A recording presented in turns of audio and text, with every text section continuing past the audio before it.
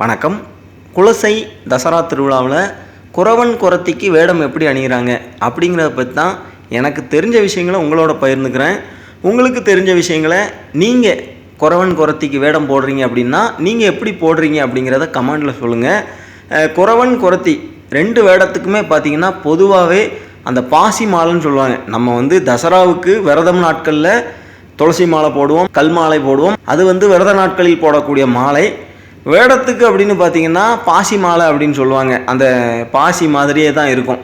அந்த பாசி மாலை அதிகமாக போட்டுக்குவாங்க. அது குரவன் குரத்திக்கு பொதுவானது. குரவன் வேடம் போடக்கூடியவர்கள் பார்த்திங்கன்னா அதோடு சேர்த்து புலிப்பல் செயின் மாதிரி ஒன்று போட்டுக்குவாங்க. ஏன் அப்படின்னு பார்த்தீங்கன்னா இந்த குறவர்கள் பொதுவாகவே வேட்டையாடக்கூடியவர்கள், காடு மலைகளில் வாழக்கூடியவர்கள் அப்படிங்கிறதுனால அவங்க வேட்டையாடக்கூடியவர்கள். அதனால் புலிப்பல் அவங்களுக்கு சகஜமாக கிடைக்கும் அப்படிங்கிறதை அடையாளப்படுத்தும் விதமாக புலிப்பல் பொதுவாக குரவன் வேடம் போடக்கூடியவர்கள் போடுவாங்க. அதே போல் பார்த்திங்கன்னா நம்ம முகத்தில் பார்த்திங்கன்னா ஒரு விதமான பொடி அடிச்சுக்கிட்டு ஒரு சிலர் ரெண்டு பக்க கன்னங்கள்லையும் சில கரும்புள்ளி செம்புள்ளி மாதிரி புள்ளி வைப்பாங்க. ஒரு சிலர் முகம் பூராவே புள்ளி வச்சுக்குவாங்க. அதே போல் நெத்தியில் பார்த்திங்கன்னா ஒரு தலப்பாக கட்டுறோம் இல்லையா, அதே போல் அவங்க ஒரு விதமாக ஒரு துண்டு கட்டுவாங்க. அதை மையப்படுத்தும் விதமாக நம்மளுமே பார்த்திங்கன்னா ஒரு ரிப்பன் மாதிரி ஒரு இதை குரவன் வேடம் அணியக்கூடியவர்கள் கட்டுவாங்க. அதே போல் குரவன் வேடம் போடக்கூடியவர்கள் கவுட்டவாறு கண்டிப்பாக வச்சுருப்பாங்க. குறவர்கள் வேட்டையாடுவதில் ஆர்வமானவர்கள் அப்படிங்கிறதை அடையாளப்படுத்தும் விதமாக அவங்க கையில் எப்போவுமே கவுட்டை இருக்கும். அதை அடையாளப்படுத்தும் விதமாக தான் நம்ம குரவன் வேஷம் போடுறோம் அப்படின்னு சொன்னால் கண்டிப்பாக நம்ம கவுட்டவாறு வச்சுருக்கணும். அதே போல் ஆடை அப்படின்னு பார்த்திங்கன்னா ஒரு பனியனும் ஒரு லுங்கின்னு சொல்லுவாங்க இல்லையா, கைலி, அவ்வளோந்தான். அதை அவங்க எப்படி கட்டுவாங்களோ அதே போல் நம்ம கட்டிக்கணும். அதே போல் குறவர்கள் அப்படின்னாலே பார்த்திங்கன்னா அவங்களுடைய உடம்புல அங்கங்கே பச்சை குத்திருப்பாங்க. அதை அடையாளப்படுத்தும் விதமாக நிறைய பக்தர்கள் கையில் அதுக்குன்னே ஒரு ஸ்கெட்சு வாங்கி பச்சை குத்தின மாதிரியே குத்திக்குவாங்க. அதே போல் கையில் தாயத்து மாதிரி ஏதாவது அவங்க நிறைய கட்டியிருப்பாங்க.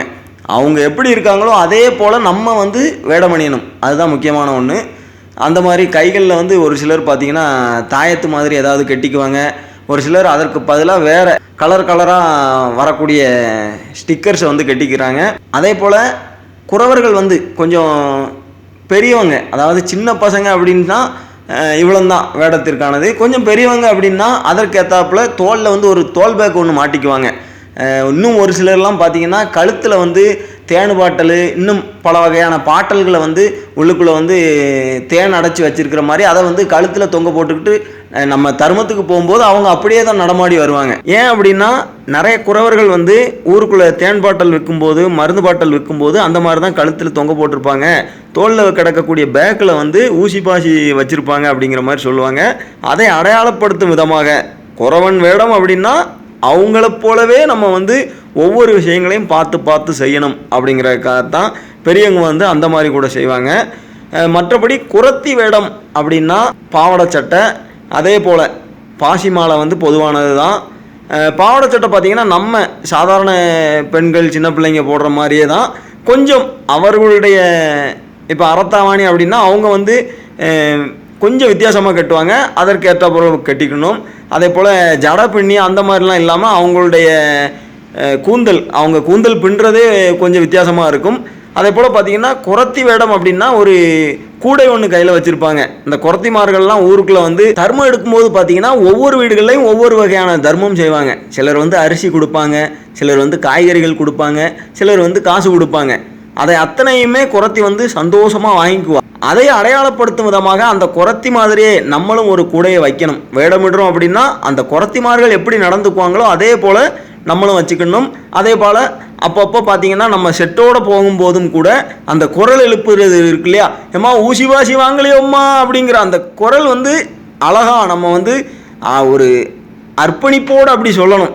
அதுதான் அந்த வேடம் அப்படின்னா அந்த வேடமாகவே நம்ம வாழ்கிறோம் அப்படிங்கிறதுக்கு அது ஒரு அடையாளம்.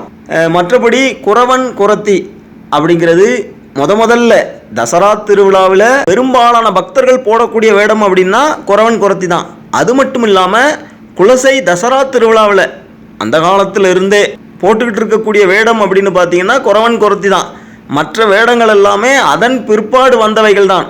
அதனால் என்னை பொறுத்த வரைக்கும் நீங்கள் வந்து முதல்ல குலசை முத்தாரம்மைக்கு மாலை போட்டு வேடம் போட போகிறீங்க அப்படின்னா குறவன் அல்லது குறத்திக்கு வேடமிடுங்கள் அப்படிங்கிறது தான் என்னுடைய ஒரு பதிலாக இருக்கும். அதே போல் குலசை முத்தாரம்மைக்கு ரொம்ப ரொம்ப பிடிச்ச வேஷம் அப்படின்னா இந்த குறவன் குறத்தி வேடத்தை தான் சொல்லுவாங்க. மீண்டும் வேற ஒரு வீடியோவில் உங்களை சந்திக்கிறேன். நம்ம வீடியோ வந்து அதிகமாக ஷேர் பண்ணுங்கள், சப்ஸ்கிரைப் பண்ணி சப்போர்ட் பண்ணுங்கள். நன்றி, வணக்கம். இனிய தமிழோடு உங்கள் சிவா.